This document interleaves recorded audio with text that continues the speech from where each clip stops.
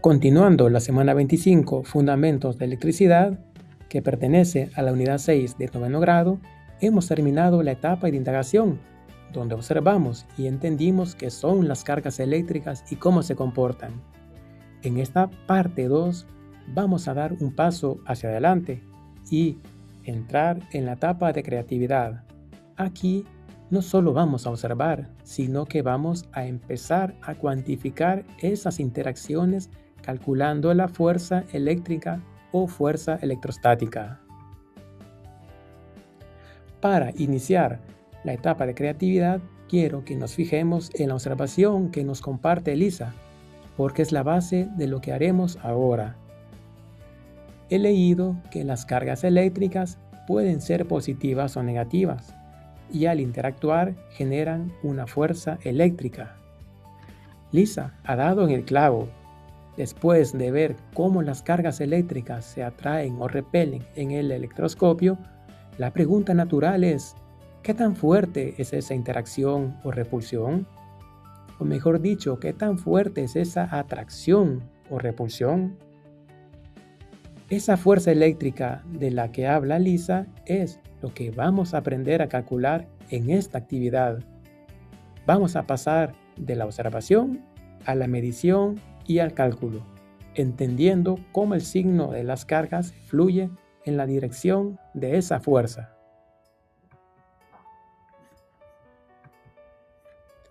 Para entender cómo se calcula la fuerza electrostática, vamos a observar la imagen de esas dos cargas positivas, Q1 y Q2, en reposo entre sí y separadas por una distancia R. La imagen presenta lo que vamos a calcular. Aquí están los elementos esenciales que debemos dominar.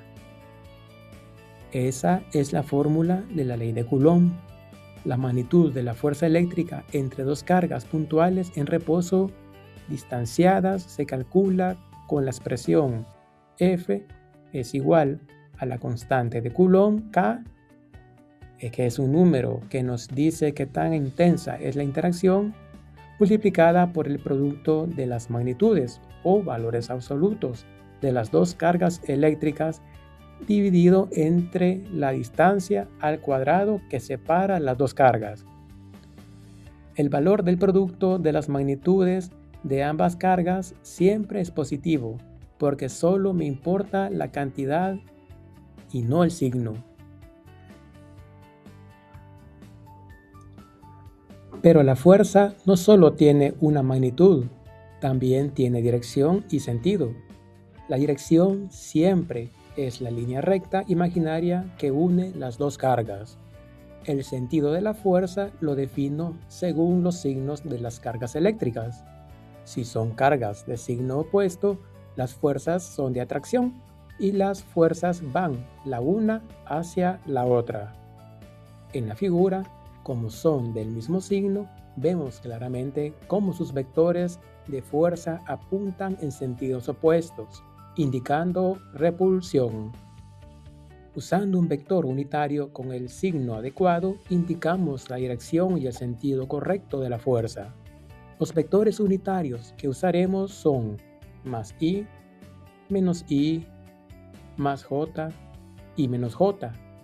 Estos cuatro vectores nos dirán si la fuerza electrostática es horizontal hacia la derecha, más I, o hacia la izquierda, menos I, o si es vertical hacia arriba, más J, o hacia abajo, menos J. Para expresar hacia dónde va la fuerza de los subíndices 1 y 2, la dirección y el sentido los asocio al vector unitario más I, porque este vector es horizontal y apunta hacia la derecha, igual que la flecha roja.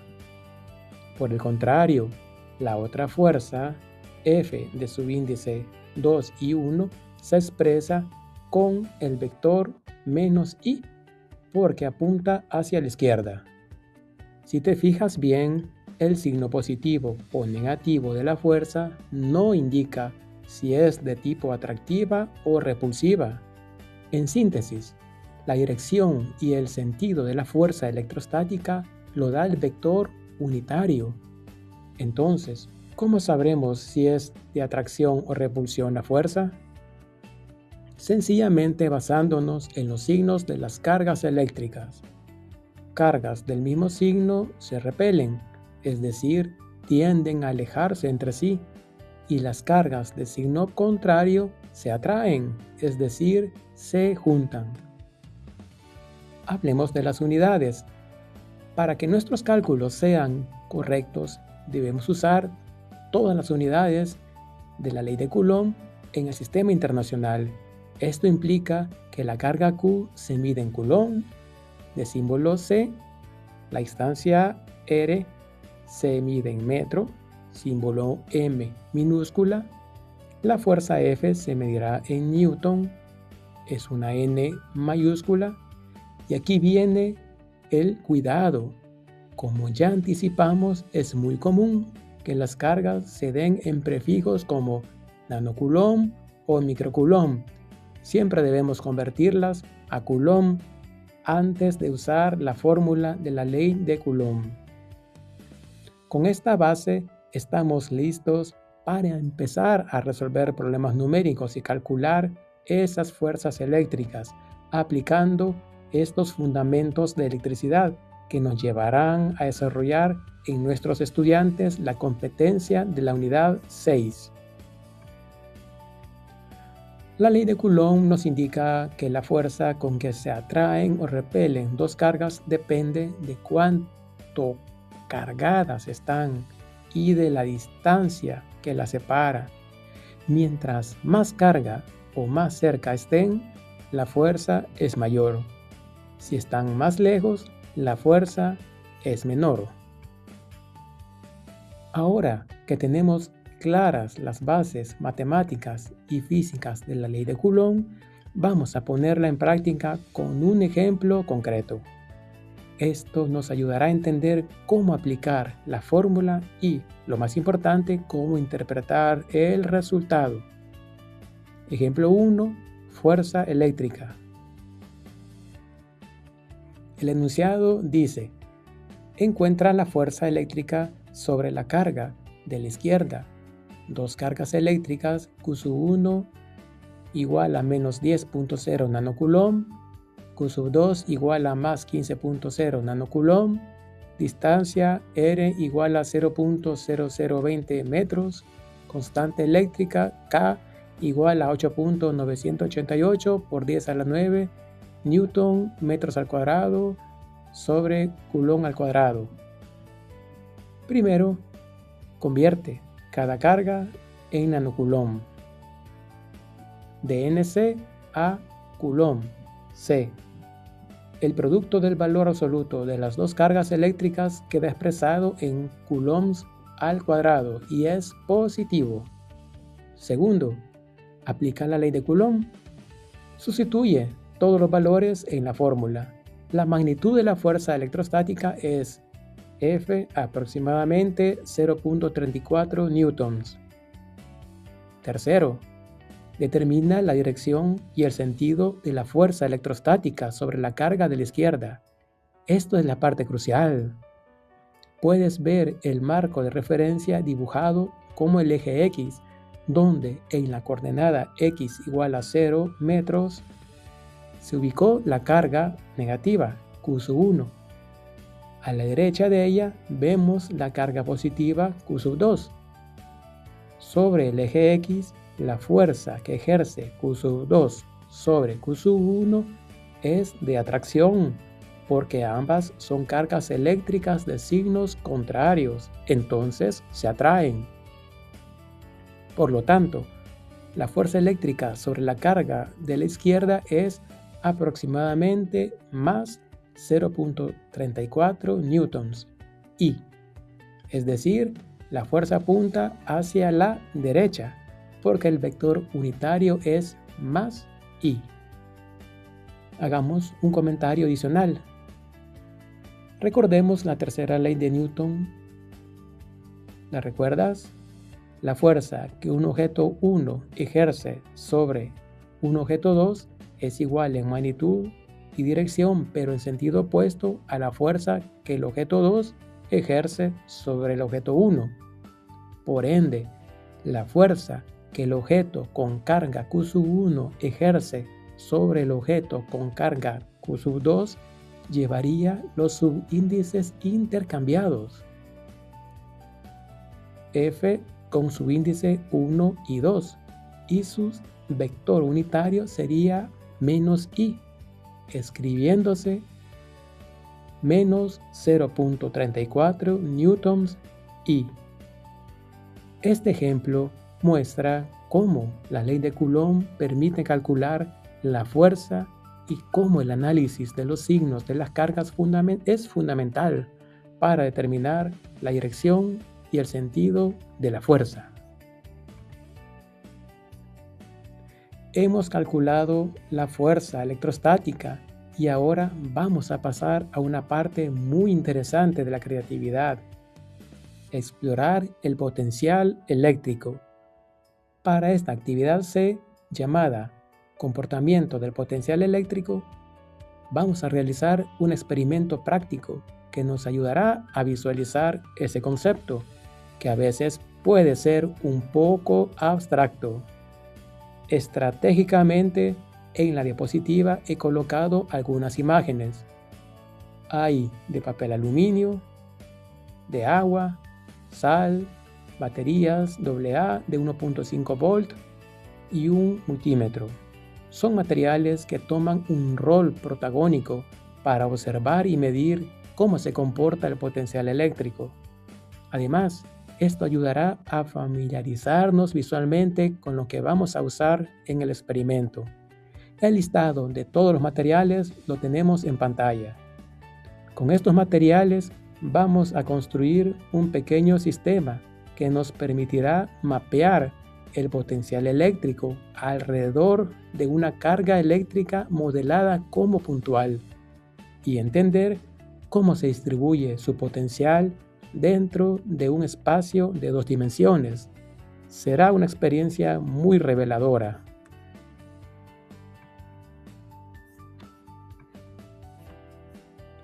Es fundamental entender el rol de cada material, especialmente de aquellos materiales que destacamos visualmente. El paso 6 del procedimiento es clave, ya que es donde empezamos a tomar medidas directas del potencial eléctrico. El paso 6 del procedimiento dice: identifica la carga puntual donde colocaste el negativo de la salida del portabaterías y fija en ella el terminal negativo del multímetro. Haz contacto con el otro terminal sobre el papel milimetrado que se encuentra cerca de la otra carga puntual. Verifica que la medida de voltaje se encuentra cerca a 2.5 volts. Veamos cómo los materiales que vimos en la diapositiva anterior cobran vida en el paso 6 y cuál es su importancia. El papel aluminio es esencial porque al envolver las monedas crea nuestros electrodos o cargas puntuales, positiva y negativa. Estas cargas actúan como fuentes o puntos que generan el potencial eléctrico que queremos estudiar. La carga negativa en nuestro punto de referencia y la otra carga a la izquierda, cerca de la cual iremos midiendo, es la carga positiva. La mezcla de agua y sal aplicada con el atomizador sobre el papel milimetrado es crucial. Esta solución convierte el papel en un medio conductor, en un electrolito, podemos decir. Sin el electrolito, el papel no permitiría el paso de la corriente eléctrica y no podríamos medir el potencial eléctrico en diferentes puntos de su superficie. Es el terreno por donde se distribuye el potencial que el multímetro va a detectar. El par de baterías AA es la fuente de energía que crea la diferencia potencial, es decir, el voltaje. Al conectarlas a nuestras cargas puntuales, de aluminio establecen la carga puntual positiva y la carga puntual negativa, generando el campo eléctrico y el potencial que vamos a medir. El 2.5 volts que buscamos en el paso 6 es una medida de esa diferencia de potencial que las baterías están generando en nuestro sistema. El multímetro es nuestro ojo para ver el potencial eléctrico. Es la herramienta que nos permite medir directamente el voltaje o la diferencia de potencial en diferentes puntos del papel. En el paso 6 lo usamos para fijar un punto de referencia en el terminal negativo y con la otra punta o terminar explorar cómo cambia el voltaje al moverla, buscando esos puntos que trazan las futuras líneas equipotenciales, donde el potencial vale 2.5 volts. En resumen, estos materiales trabajan juntos para crear un sistema donde podemos generar una diferencia potencial como la que crean las baterías, conducirla a través de un medio como la mezcla de agua con sal que humedece el papel donde están nuestros electrodos de aluminio y luego medirla con un multímetro. Así es como empezamos a dibujar el comportamiento del potencial eléctrico en el espacio. Perfecto. Ahora que tenemos claro el montaje y el rol de cada material, vamos a enfocarnos en el paso 7 de nuestro experimento. Este paso es donde realmente empezamos a dibujar el potencial. El paso 7 dice: mide el contorno de la carga puntual positiva de forma concéntrica buscando el voltaje de 2.5 volts. Realiza lo siguiente en tu cuaderno de trabajo. A. Anota los pares ordenados por cada medida en la tabla. B. Fija el terminal positivo del multímetro y realiza medidas similares a las anteriores. Para que este paso sea un éxito y entendamos bien lo que estamos haciendo, consideremos estos hechos claves y apoyémonos en la imagen. El electrodo positivo sigue conectado. Aunque la imagen se centre en la medición, es fundamental recordar que el electrodo positivo, es decir, nuestra carga puntual positiva, continúa conectado en las baterías. La carga puntual positiva es el punto de origen del potencial que estamos explorando. El origen del mapa. Para tener el sistema de referencia claro, al electrodo positivo se le asignó la coordenada 0,0 del plano cartesiano. Esto nos permite ubicar todos los puntos de medición con similar voltaje a través de coordenadas X, Y. La punta positiva del multímetro es nuestra sonda. Recuerda que en el paso 6 fijamos el terminal negativo del multímetro a la carga negativa. Ahora, en el paso 7, la medición se realiza con la punta positiva del multímetro. Esta punta es la que vamos moviendo sobre el papel milimetrado, buscando los puntos donde el voltaje es igual a 2.5 volts. Busca círculos de igual potencial.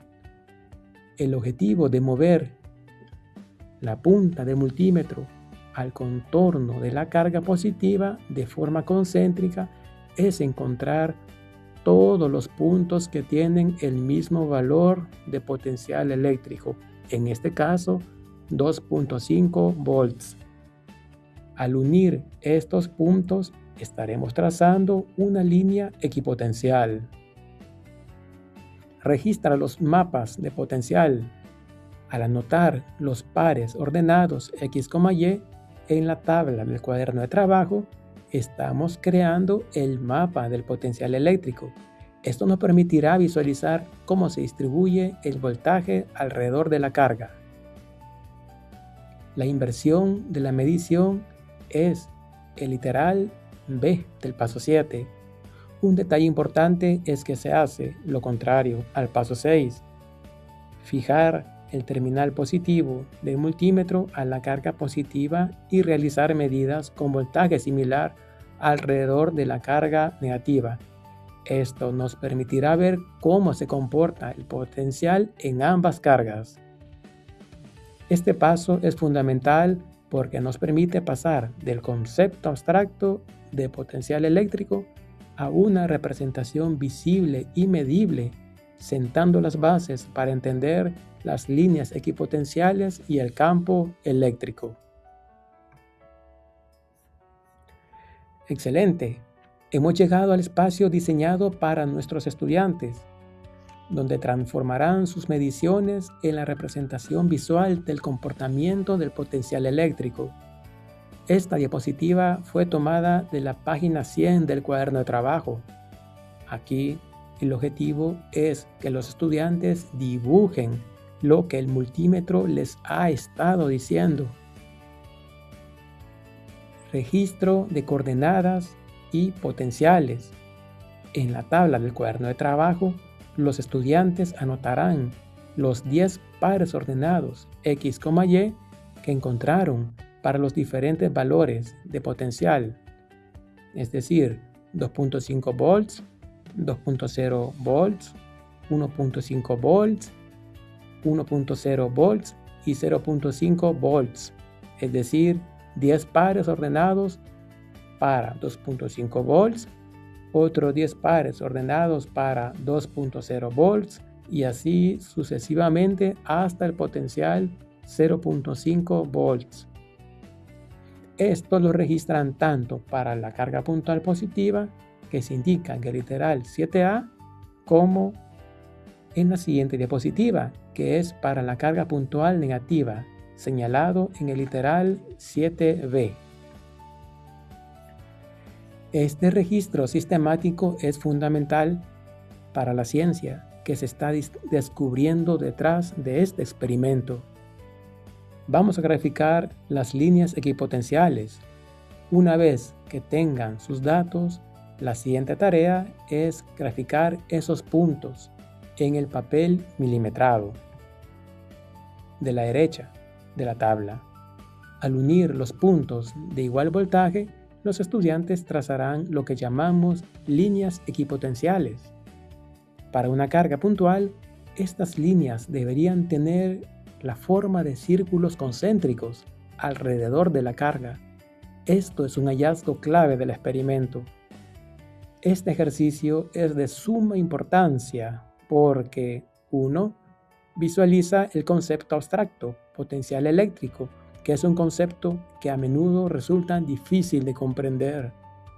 Este experimento lo hace tangible, permitiendo a los estudiantes observar cómo se distribuye el potencial en el espacio bidimensional alrededor de una carga. 2. Prepara para el campo eléctrico. Las líneas equipotenciales son la antesala para entender el campo eléctrico. Más adelante veremos que las líneas de campo eléctrico son siempre perpendiculares a estas líneas equipotenciales.